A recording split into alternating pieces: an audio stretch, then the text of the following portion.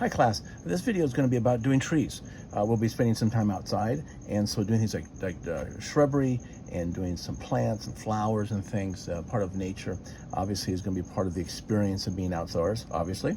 But I want to express to you that it's not about just doing photoreal type things, that really what you're looking at is the impression or the artistic value of the things that you see, and giving them even more life than what is actually there, possibly. Okay, like this little shrub or kind of a tree. I kind of went with really warm yellow type colors, and then went to blue to give it that sense of flop, or not so much flop in that it's flopping around, but the colors are going from warm to cool, and that's called flop. You're going warm to cool, kind of a feeling, and light to darks.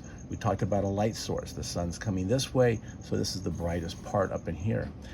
Doing a tree is kind of interesting in that it has the same characteristics of like the ball and the sphere that we worked with, and the cube. There's a light hot spot, and then there's dark shadows underneath it. See, so what I'm going to do for you now is we're going to work on another type of tree, but maybe a little more warm type colors. Maybe a little more like I guess what they call this in the fall or something.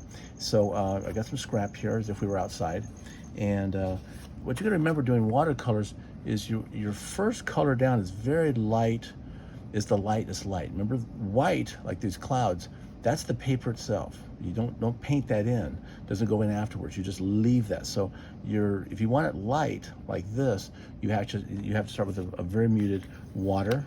So we'll just add some water to our tray here a little bit. I'm going to add a little bit of this kind of ochre kind of a color. Maybe a little yellow to it.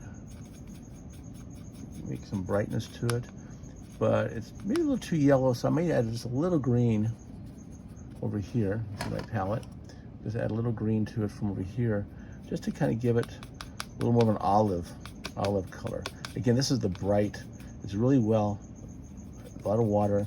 That's going to be the brightest part of the tree itself. Okay, so I'm coming here, and we'll just use this as a reference. But we're just going to sketch in. Just put water in like this. And try and leave the white. See, I'm just sort of bouncing the brush around. See that? You can even do it sideways like this a little bit. And the idea is you're trying to get this texture. You're not going to sit there and draw all the leaves. That's a little too much work. But you're going for this impression of this area here. And this is going to be the lightest part of it. And of course, if you run out, just kind of remember what you had here. To take some of this. Maybe go a little more warm here. More water. So we're putting down this wet brush technique here first. Again, fun thing about doing watercolor, you can kind of mix the color a little bit on the palette. Okay, and I might even just throw a couple, might be even a few lines, part of the tree trunk, like this a little bit, just to kind of get it started. And of course, there might even be a little bit of a shadow down here. Okay, well, we're going to let this dry. So we've got the lightest light up here.